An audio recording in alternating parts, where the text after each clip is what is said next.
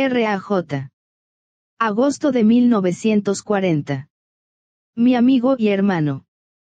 Para usted, como para todos los discípulos en este momento de crisis mundial, la vida ha sido excesivamente difícil. Esta no es una repetida verdad, no obstante la observación tan amable de A.B. de que lo era. Me conoce tan bien que durante años sus comentarios fueron para mí una fuente de alegría y a veces muy útiles, ayudándome a comprender la mente occidental. Soy oriental, pertenezco a la cuarta raza raíz, y aunque haya tenido 2 encarnaciones europeas a veces no capto ni comprendo las reacciones occidentales. Pero la observación que antecede no es simplemente una presunción, sino que encierra la clave de su futuro. Sus dificultades actuales derivan más de otros que de usted, siendo más instructivas que kármicas. Ha llevado una vida útil y fructífera, le queda mucho por hacer, lo cual le permitirá impartir amor a otros corazones y otras vidas. Al hacerlo, los relaciona con usted y los pone bajo el ojo directriz. En esta vida no le ha tocado realizar el trabajo principal y más grande de un discípulo. Su tarea ha sido preparatoria para ello y si lo recuerda por el resto de esta encarnación pasará a un ciclo de vida que le revelará el sendero que, como iniciado, ha elegido hollar.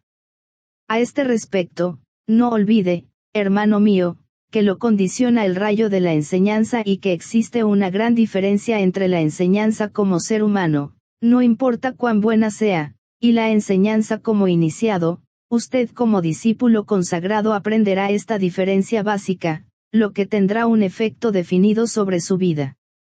Este pensamiento me brinda la oportunidad de señalarle, incidentalmente a sus hermanos de grupo, que hoy muchos discípulos que como usted, no están comprometidos en ningún trabajo mundial espectacular se dedican a establecer estos contactos, aquí, allá y en todas partes, que formarán el núcleo de ese grupo de aspirantes y jóvenes discípulos que cada discípulo avanzado e iniciado reúne a su alrededor automáticamente. Nunca en una encarnación particular va hacia el mundo y dice, voy a formar un grupo que constituirá mi futuro ashrama. Si lo hace, fracasará, sin embargo, es algo muy distinto si trata de ayudar espiritualmente y estimular divinamente a aquellos con quienes entra en contacto al cumplir sus deberes diarios. Entonces todos son importantes. Deliberadamente reúne a esas personas porque ama y ayuda constantemente. Algunas pueden estar de tránsito hacia otras metas, y no forma con ellas un vínculo permanente. Otras a medida que se desarrolla su intuición le envían una corriente comprensiva de respuesta y de solicitud, entonces las reconoce como propias, esotéricamente, entreteje el hilo de su vida con el de ellas, haciéndose cargo de la responsabilidad y formando un vínculo más permanente, tanto en la respuesta como en la relación kármica. Ambas se vinculan indisolublemente. Durante su vida como instructor hizo contacto con muchas vidas y, en cierta medida, conoce y comprende como tal, a quienes le han respondido a usted como individuo, y también como aquel a quien se dirigen para obtener cierta medida de comprensión. Para el resto de su vida, le pediría tener presente estos pensamientos y comenzar a sentar las bases proyectadas para el futuro. Estas son mis instrucciones para un trabajo definido en la actualidad. Implicará una detenida observación y una determinada exteriorización para ayudar donde sea necesario. En muchos sentidos posee eso, a lo cual mentalmente me he referido a medida que lo observé, como un complejo de inferioridad muy bien manejado en tal forma que se las ha arreglado para que no constituya un verdadero obstáculo. Sin embargo existe y a veces le presenta problemas. Le pediría además que lo ignore cada vez más, y en las decisiones que deberá tomar durante los próximos 12 meses, actúe con fe, positiva creencia en sí mismo y, sin duda alguna, elija el campo de mayor oportunidad. Agosto de 1942. 1. La nota emitida hoy para usted, Michela y amigo, es clara. Es la nota oculta del sacrificio. Pero sacrificio no es lo que usted cree. 2. Posee la sabiduría del ojo. Que la irradiación de su corazón siga hacia donde lo dirige el ojo. 3. No viva en la superficie de los eventos, usted vive más profundamente en el centro y en los veneros de la vida. 4. En los próximos 10 años pasará 3 crisis. Conviértalas en oportunidades para el trabajo de expansión. 5. La diadema, el manto de color rosa, las sandalias en sus pies y el báculo en su mano son sus orgullosas posesiones. 6. Acérquese a mí en un contacto personal más estrecho, exento de personalidad. La paradoja es clara. Septiembre de 1943. Hermano mío. Me pregunto si pudo extraer de las 6 afirmaciones, la orientación e instrucción que estaban destinadas a serle impartidas. Quisiera llamarle la atención sobre la 5ª afirmación que se refiere a la diadema, al manto de color rosa, a las sandalias en los pies. ¿Qué le impartieron estas palabras simbólicas? Las menciono porque quiero delinear su meditación para los próximos meses, en torno a los conceptos ocultos en estas fórmulas de palabras. Las primeras 3 afirmaciones son fáciles de comprender. La 4ª encierra una profecía. La 5ª contiene algunas palabras de poder y están destinadas a instruirlos sobre la naturaleza de su orientación en la vida y la cualidad deseada de su servicio durante los 10 años venideros. Insinúan algo que usted posee en este momento, pero necesita una creciente apreciación de parte suya. Le daré una idea sobre sus significaciones. 1. La diadema. Es un símbolo dual. Significa la realización o el periodo culminante de su vida, que puede enfrentar ahora si lo desea.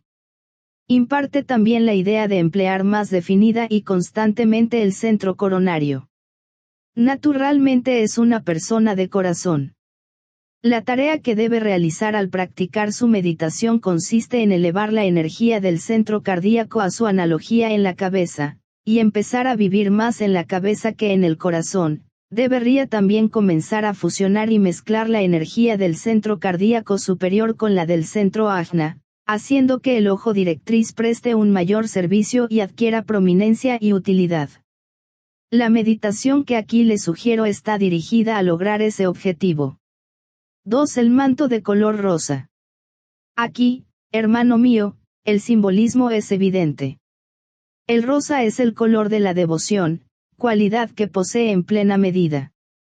No obstante, quiero llamarle la atención sobre dicha cualidad atractiva magnética, en lo que afecta a otros más que a usted.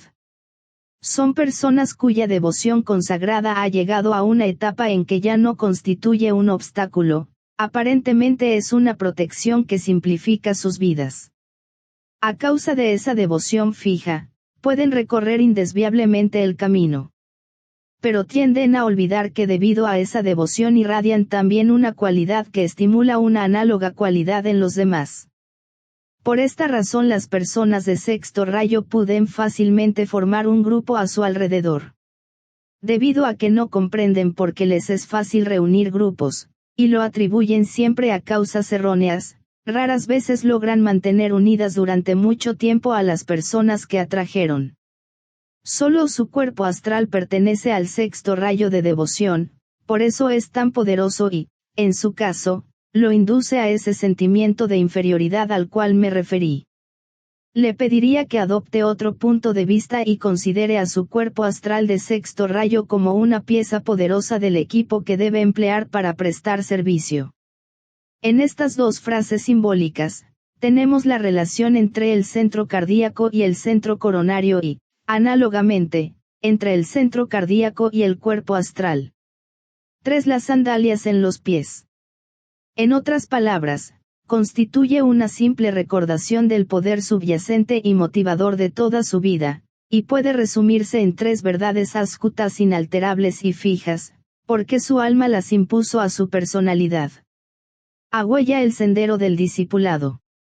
B. Ingresó en determinado ashrama o centro de poder, en ese sendero. C. Es inteligentemente consciente de estos hechos, y son los principales factores condicionantes en su vida. Por lo tanto, estableció un ritmo mental que no puede cambiar, que constituirá un poderoso incentivo para determinar el momento de su retorno cuando esta encarnación llegue a su fin, y el tipo de vehículo que como alma usted construirá y la naturaleza de la raza, nación y campo de servicio, que el alma influyente le asignará a la personalidad. La energía sigue al pensamiento.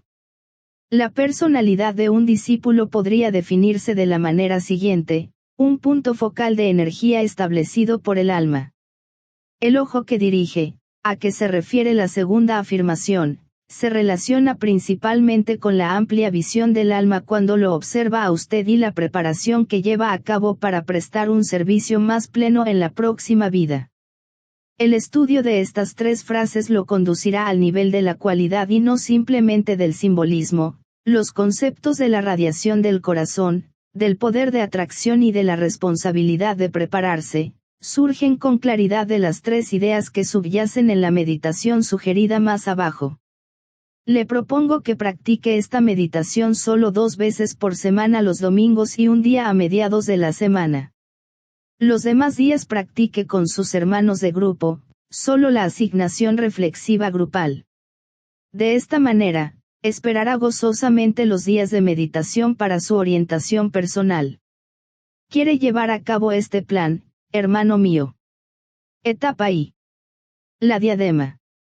1. Establecer la relación entre A. El centro cardíaco y el centro coronario. B. El centro cardíaco de la cabeza y el centro ajna. De este modo se establece un triángulo menor de energía o de relación viviente e iluminada, centros cardíaco, coronario y ajna. C. La personalidad expectante, consagrada y fervorosa, y el alma. De este modo se establece un triángulo más grande, alma, cabeza y corazón. Visualice estos triángulos relacionando y enfocando su conciencia en la cabeza, hasta donde le sea posible, a mitad de camino entre el alma y el centro cardíaco, en la columna vertebral, utilizando por lo tanto como punto medio el centro cardíaco en la cabeza. No se concentre sobre su ubicación. Imagine solamente que el punto de realización es la diadema. 2. Reflexione tranquilamente sobre el poder directriz del alma. Haciéndolo dentro de la simbólica diadema de realización. B. Empleando el impulsor ojo del alma como agente directriz, es decir, el centro ajna o entre las cejas. Se pronuncie las palabras siguientes con plena intención. Que mi alma, cuya naturaleza es amor y sabiduría, dirija los acontecimientos, impulse a la acción y guíe todas mis palabras y actos. Etapa 2. El manto de color rosa. 1. La siguiente actividad consiste en establecer conscientemente relación con otras personas por medio de A. Un enfoque del poder o la energía de la devoción dentro de sí mismo, para que se convierta en 1. Una radiación que afecte a otros. 2. Una fuerza de atracción que los relacione con usted como fuente temporaria de luz espiritual. 3. Una influencia magnética que estimule la iniciación de una actividad de sus almas, en relación con sus personalidades. B. Un acto de servicio en el cual anega a las personalidades de quienes trata de ayudar con el color rosa puro, que debe visualizar muy cuidadosamente, de la devoción espiritual. Esta corriente de color rosa, de cálida y radiante luz, los llevará esotéricamente a la devoción de sus propias almas, y no los atraerá hacia usted, algo siempre indeseable. 2. Exhalando todo el amor de que es capaz, pronuncie lo siguiente. Que el amor del alma los atraiga y su luz dirija a todos aquellos a quienes trato de ayudar. La humanidad será así salvada por mí y por todos los afiliados a la jerarquía. Etapa 3. Las sandalias en los pies. 1. Reflexione sobre sí mismo y piense acerca del sendero, en 3 formas. A. El sendero por el cual ha llegado hasta mi ashrama. Involucra el pasado. B. El sendero de servicio que está recorriendo, entrando y saliendo libremente de mi ashrama. Involucra el presente. C. El sendero de iniciación, para el cual está siendo preparado. Involucrará el futuro, su futuro y su meta. Usted ya comienza a conocerse como servidor consagrado y devoto. 2. Con sus propias palabras y en voz alta, conságrese 3 veces a desempeñar una consciente y creciente actividad como discípulo aceptado. 3. Trate definidamente y con tranquilidad y espíritu de expectante anticipación, de entrar en contacto conmigo, su maestro y amigo. Habrá resultados, pero no cuando los espere. 4. Entone el Om suavemente 7 veces. Que en usted prevalezcan la paz y el valor, hermano mío. Noviembre de 1944. Al darle esta instrucción personal, que quizás sea suficiente para esta vida, me pregunto, ¿qué puedo decirle de tanta impetuosidad como para impartirle fortaleza y seguridad positivas que le permitan prepararse para dar el próximo gran paso inmediato? Pocas veces se dan cuenta los discípulos de la responsabilidad que asume un maestro cuando trata de preparar a un grupo de personas para el servicio mundial, tampoco comprenden el problema que él enfrenta, aunque se trate del menos avanzado o dinámico de sus neófitos. ¿Qué factores debe considerar de suficiente poder como para anular gran parte de su esfuerzo, como sucedió en este grupo, los cuales condicionan con frecuencia al discípulo en tal medida que no da paso definido alguno para cumplir con los requisitos ashrámicos, aunque técnica y teóricamente acepte la responsabilidad? Explicaré algunos de estos factores para su guía y la del grupo. 1. El karma, del discípulo, del cual el poco sabe y mucho el maestro, que no puede inmiscuirse en ese karma, porque el crecimiento y el desarrollo se producen a medida que el discípulo enfrenta los inevitables acontecimientos, acepta su karma y trabaja para contrarrestarlo movido por el correcto móvil. Ilustraré. El maestro sabe que es destino del discípulo y está dentro de su capacidad llevar a cabo determinada parte del trabajo y así servir a la humanidad de modo particular. Sabe también que su deber es conducir y guiar al discípulo hasta la etapa de la comprensión y ayudarlo para que cumpla debidamente con su deber. Pero cuando analiza el karma del discípulo, descubre que en pocos años una enfermedad mortal postrará su mecanismo de actuación y le impedirá todo esfuerzo y realización. Por lo tanto, se abstiene de aplicar un proceso educativo que de otra manera estaría obligado a hacer. 2. Un equipo defectuoso. A menudo, un discípulo, en determinada encarnación, carece de alguna característica necesaria o cualidad deseable, en su naturaleza emocional o en alguno de los cuerpos.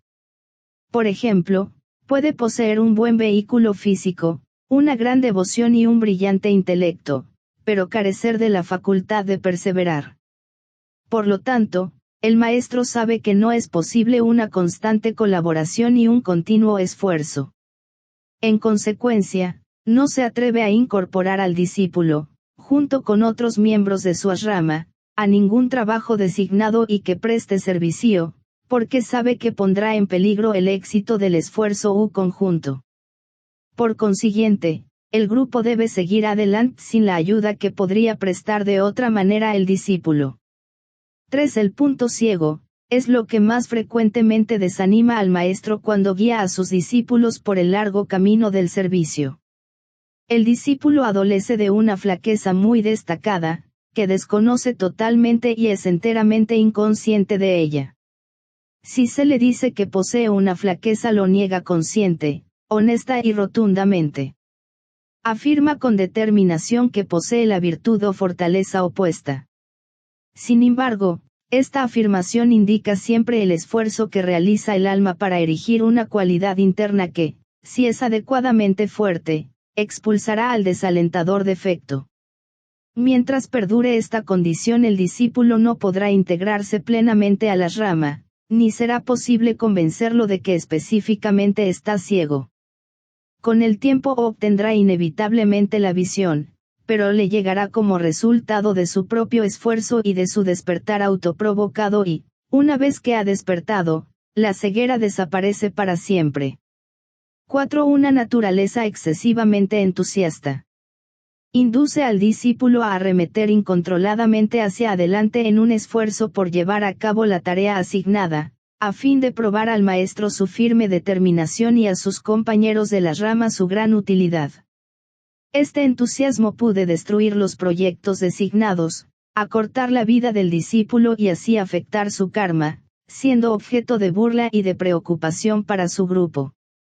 Estos y varios factores más sutiles debe tenerlos en cuenta el maestro, además de la edad, el trasfondo y los ciclos de tiempo del discípulo.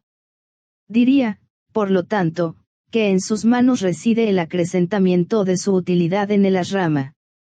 Si usted me preguntara qué aspecto de su desarrollo debería recibir atención, respondería que trate consciente y esforzadamente de vencer la negatividad.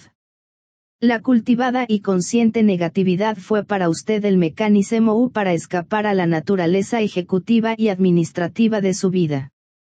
Durante décadas su alma lo ha obligado a ocupar el cargo de agente ejecutivo, supervisor y administrador. Básicamente, ello era contrario a su inclinación natural. No obstante, le fue sumamente necesario y educativo. Pero una vez que cumplió con sus deberes y obligaciones y llevó a cabo la tarea con éxito y adecuadamente, como lo hizo siempre, su personalidad retraída y sensitiva se refugió en una actitud negativa hacia todas las personas, aislándose de tal manera que le dificultó establecer importantes relaciones con otras personas. Sin embargo, hermano mío, por poco que lo comprenda, esas relaciones con los demás y el intercambio positivo con quienes entró en contacto, fueron deseados por ellas. La gente siempre quiso acercarse a usted, anheló conocerlo mejor, prestarle algún servicio y serle útil. Como ejecutivo usted está a disposición de ella, como alma, dentro de una personalidad, vivió su propia vida apartado de los demás, no ha sido fácil entrar en contacto con usted ni conocerlo, nunca respondió al acercamiento, y sus reacciones hacia quienes anhelaban ese contacto fueron negativas, y esto ocurrió en momentos que usted ansiaba una relación más estrecha. Aquí reside su tarea y su problema para los años que le restan de vida. Hermano mío, le ruego que aprenda a exteriorizarse individualmente hacia las personas con quienes entre en contacto y a las cuales la vida y las circunstancias lo han asociado. Despréndase, por duro que sea, de las formas mentales, basadas con frecuencia en un complejo de inferioridad que tan poderosamente lo condicionan. No permita que lo controlen esos factores que condicionan tan fuertemente a la persona instruida y culta y al hombre que es producto de la tradición, de la herencia y de generaciones de antepasados civilizados. Su trabajo con los niños también ha tendido a apartarlo y a convertirlo en víctima de una soledad forzada. Siempre se dio a ellos libre y magnéticamente, pues no llegaban a entrometerse en la atrincherada y fortificada fortaleza de su ser. Ahora deberá capacitarse para enseñar a adultos en su próxima encarnación, y esto necesitará un acercamiento distinto que invocará e involucrará todos los aspectos de su ser. El discípulo enseña principalmente según él es, dándose plenamente a todos aquellos con quienes entra en contacto. Se exterioriza espontáneamente cuando alguien entra en la esfera de un posible contacto. Esto es casi ignorado por usted. Por lo tanto, la lección que el discípulo entrenado debe dominar es el discernimiento.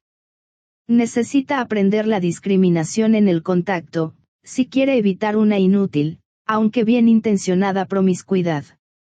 El escenario mundial está estructurado de tal forma que hoy tiene una gran oportunidad de descubrir una amplia esfera de contacto, para trabajar colaborando plenamente con otras personas y con sus condiscípulos y así obligarse a liberar el poder magnético de su personalidad fusionada con el alma. Su desarrollo interno es mucho mayor que su expresión externa, por lo tanto, no necesita trabajar y perseverar para obtener el desarrollo interno, deberá esforzarse por lograr la facultad de establecer contacto externo, influir y evocar respuesta de cada uno y todos aquellos con quienes lo ha unido el destino. El rechazo, la incomprensión y la falta de respuesta serán naturales al principio, hasta que descubra y aplique activamente la técnica de contacto. Cada discípulo desarrolla su propia técnica. Usted aún tiene que descubrir la suya. Le daré 3 palabras como acostumbro hacer con algunos otros, para que reflexione sobre ellas a medida que transcurra el tiempo, de las cuales puede esperar resultados definidos si el aforismo como un hombre piensa en su corazón así es él, encierra alguna verdad. La primera palabra que le sugiero es contacto. Para usted es fácil hacer contacto con el alma y también con sus hermanos de grupo en los niveles internos, aunque no lo crea lo hace sin ninguna dificultad. Al respecto ya tiene un contacto bien establecido, pero su cerebro físico no lo registra en forma adecuada, y ello se debe totalmente al estado de insensibilidad, inherente a sus células cerebrales, y esto no es de gran importancia. Desde el punto de vista de su meditación diaria le pediría que cada día inicie el trabajo cotidiano con la intención de atraer magnéticamente, a fin de ayudar y servir, como mínimo a 3 personas, conocidas o no. Hallará de valor, por lo menos durante un tiempo, mantener un diario de los contactos, anotando toda conversación que le trajo un acercamiento a alguien, el contacto que estableció con un desconocido y que le pareció fructífero e interesante, o un trabajo de conjunto en completo entendimiento con otra persona. Esto desarrollará en usted el espíritu de exteriorización y el interés por conocer el entero proceso del contacto. El secreto para ampliar todas las relaciones reside en el establecimiento de contactos y en la formación del resultante mecanismo, además del hábito de relacionarse magnéticamente, que es preliminar a la iniciación. Reflexione sobre esto, porque es de primordial importancia para usted. La segunda palabra es impresión. Esta palabra contiene mucho tema para la reflexión, porque invoca todo el problema de la respuesta sensible a los contactos internos y las relaciones externas. Constituye la clave para el entrenamiento de un psicólogo y es una rama de ese aspecto de la mente universal que llamamos verdad. El secreto del diagnóstico, en lo que concierne a la psicología, reside en la facultad de registrar correctamente la impresión, en la capacidad de interpretarla con exactitud y en llegar a una correcta deducción. Cuando el discípulo considera esto y lo relaciona a las personas con las cuales entra en contacto, le es de enorme utilidad. La impresión cuando se la analiza y se aplican los resultados del análisis constituye un estudio muy útil, particularmente para las personas como usted. Por último, le pido que reflexione sobre la palabra relación. Hágalo con la finalidad específica de comprender por qué usted, un discípulo en entrenamiento, puede establecer esas relaciones que ayudarán y fortalecerán a otros, sosteniendo así el trabajo de la rama. No me explayaré sobre esto, pues quiero que lo conozca por sí mismo y llegue a sus propias conclusiones. En realidad, le estoy indicando, hermano mío, su futuro campo de entrenamiento que le absorberá el resto de su vida, y debe iniciarlo usted mismo y emprenderlo siempre con el fin de capacitarse para trabajar en el ashrama, como rama del gran ashrama de la jerarquía. Usted está peculiarmente adaptado para este trabajo, solo necesita liberar la cualidad magnética de su naturaleza ya desarrollada y derribar las barreras existentes. De esta manera hallará que se amplía grandemente su campo de servicio y puede aplicar el poder que usted posee en el campo de incluyente efectividad. Agosto de 1946. Hermano mío. No es culpa suya que este grupo quede disuelto en el plano físico hasta el próximo ciclo de vida de la mayoría de sus miembros. Es penoso tener que poner fin al trabajo en el plano físico, pero un detenido y honesto análisis, por parte del grupo, probablemente demostraría que la principal reacción fue una mezcla de 2 reacciones. Primero, porque no pudieron integrarse y segundo, el sentido de pérdida, debido a que mis comunicaciones con todos ustedes exotéricamente han terminado. Ambas reacciones son de la personalidad. Desde el punto de vista de un maestro que conoce la poca importancia de los años, tales reacciones son insignificantes. Pocos son realmente jóvenes, algunos de edad avanzada, aunque ninguno es tan viejo como yo, en un lapso relativamente breve todos se desprenderán de ese obstáculo externo, el cuerpo físico, y estarán dispuestos a iniciar una nueva empresa espiritual. Esotéricamente, si alguno lo desea, la situación permanecerá inalterable siempre que la mantengan así.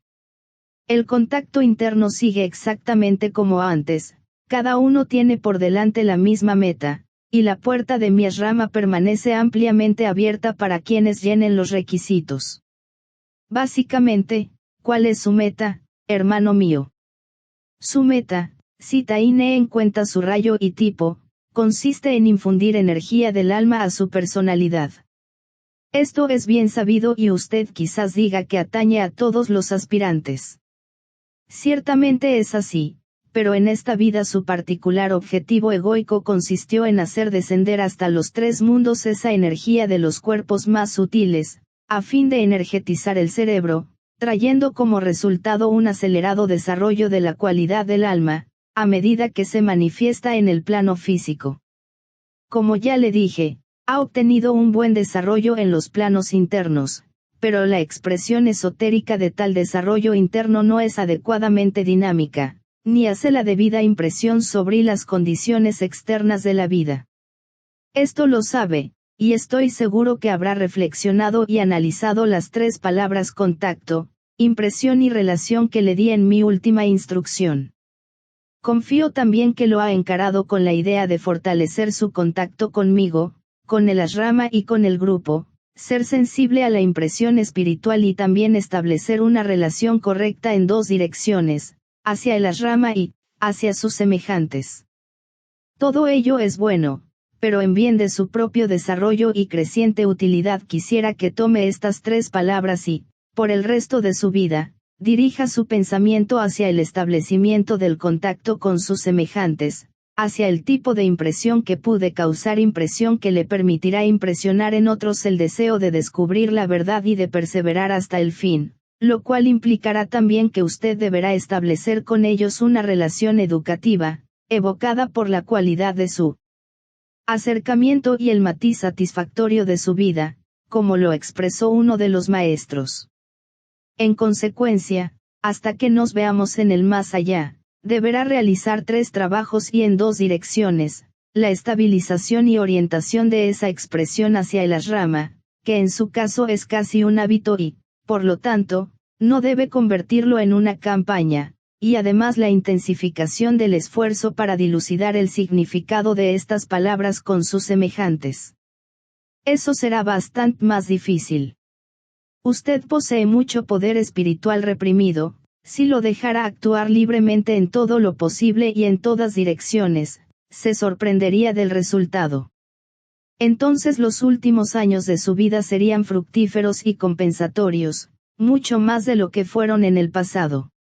Su vida ha sido amorosa, aunque algo empañada por la negatividad. Está en proceso de traspasar la periferia de la rama hacia su centro. Un pequeño esfuerzo dinámico de su parte le dará la absoluta seguridad de que se halla dentro del círculo infranqueable y de la rama y que actúa como discípulo consciente. La mayoría del grupo no ha llegado todavía a esa etapa.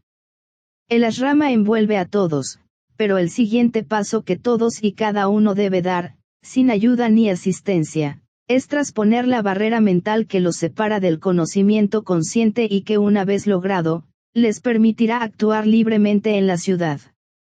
Una idea que los discípulos hallarán de valor captar es que pasar al más allá no implica interrupción de los 3 procesos de contacto, impresión, relación. Estas son las 3 palabras que le indiqué anteriormente, y me parece que hoy son las más importantes de su vida. Quisiera que en lo posible captara algo de su permanente importancia. Respecto a la masa humana común, que enfoca todas sus actividades y pensamiento en el plano físico, el periodo después de la muerte es de semi-inconsciencia, de desconocimiento del lugar y de desorientación emocional y mental. En lo que a los discípulos concierne, se mantiene el contacto con las personas, generalmente con las que han estado asociados, durante las horas de sueño, continúan recibiendo impresiones del medio ambiente y de los asociados y reconocen la relación, y así, como en la Tierra, asumen la responsabilidad. Uno de los estudiantes de este grupo me hizo una pregunta, hace algún tiempo, que demoré en contestar. Como tiene relación el tema que estamos considerando, la responderé ahora. Desde algunos comentarios marginales, el estudiante dijo, hasta ahora he podido aquietar las envolturas o cuerpos externos, me atreví aún a soltar el cordón vinculador, sería peligroso hacerlo, puede ver en qué condición me encuentro y decírmelo.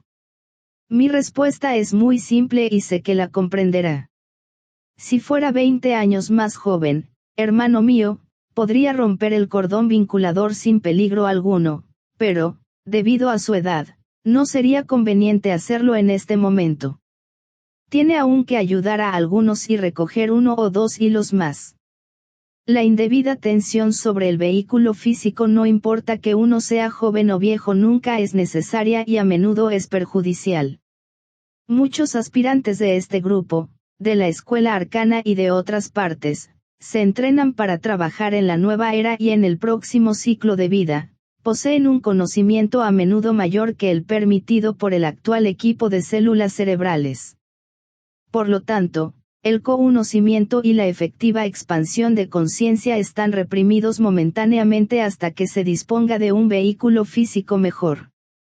Menciono esto porque algunos se desalientan cuando, después de años de trabajo y de llegar a la vejez, se hallan en una condición estática o la consideran como tal. Es un sentimiento injustificado, siendo necesario tener cuidado y continuar el trabajo interno, aunque, en apariencia, no se registre externamente. Volviendo a su instrucción, si quiere acrecentar la capacidad de las tres actividades: contacto, impresión, relación, puede practicar un ejercicio simple antes de retirarse a dormir. Después de lograr en lo posible una posición cómoda, trate de adoptar la actitud interna de que suavemente se va desprendiendo del cuerpo físico, manteniendo el concepto en el plano mental, comprendiendo, sin embargo, que es una simple actividad cerebral. De ninguna manera debe involucrar el corazón. La finalidad es mantenerse consciente cuando aparta la conciencia del cerebro y la lleva a los niveles sutiles de la percepción. Usted no abandona permanentemente el cuerpo físico, por lo tanto, no está involucrado el hilo de vida arraigado en el corazón. Durante unas horas y mientras está revestido con los vehículos astral y mental, el objetivo es mantenerse en otra parte conscientemente consciente. En forma terminante se convierte en un punto de conciencia enfocado e interesado, empeñado en salir del cascarón del cuerpo físico. Se aferra a ese punto, se niega a mirar atrás al vehículo físico, las preocupaciones, los intereses y las circunstancias de la vida diaria, esperando firmemente el momento en que su negativa actitud hacia el plano físico y su actitud positiva hacia los planos internos le traigan un instante de liberación, quizás un destello de luz, la percepción de una puerta de escape o el reconocimiento de lo que lo circunda, más la eliminación de toda sorpresa o la expectativa que se produzca un fenómeno.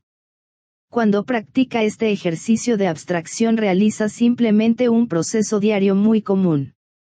Si consigue hacerlo con facilidad, cuando llegue la hora de la muerte podrá automática y fácilmente, debido a que su cuerpo físico no ofrece resistencia alguna, sino que permanece pasivo y negativo, hacer la gran transición sin preocuparse por lo desconocido ni temerlo.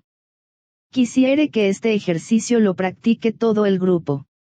Solo involucra mantener constantemente una actitud y una fija determinación de aferrarse al punto de conciencia de su permanente yo, más una viva expectativa. Elijo estas palabras con cuidado y les pido que las estudien con el mismo cuidado. Quisiera además que formularan su meditación sobre estos tres conceptos: contacto, impresión y relación. La extensión de la meditación depende totalmente de su propia elección o de la necesidad momentánea, es susceptible de ser aplicada a toda o cualquier circunstancia, y podrán utilizarla por el resto de la vida, muchos o pocos años, sin agotar sus posibilidades o utilidad. El delineamiento no es una fórmula rígida, como la mayoría de las que di al grupo. Está destinada simplemente a sugerir. Puede convertir su vida en una rica experiencia si emplea estas sugerencias. 1. Ubíquese en la puerta de salida que existe en la cabeza.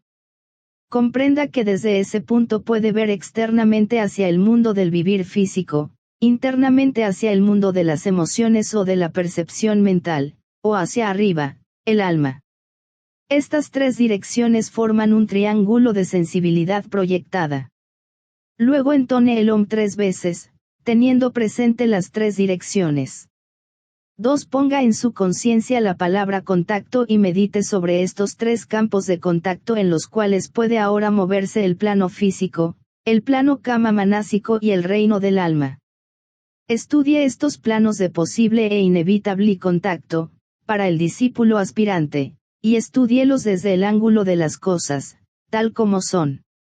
Cuando haya agotado parcialmente el trabajo de familiarizarse con los posibles contactos, recuerde que este trabajo particular hará que su vida sea fructífera en tres direcciones. Entonces, entone nuevamente el OM y trate de retirarse a un punto de contemplación silenciosa en el plano mental. Vuelva a entonar el OM. 3. El hecho de la posibilidad de una impresión debe ahora absorber su atención.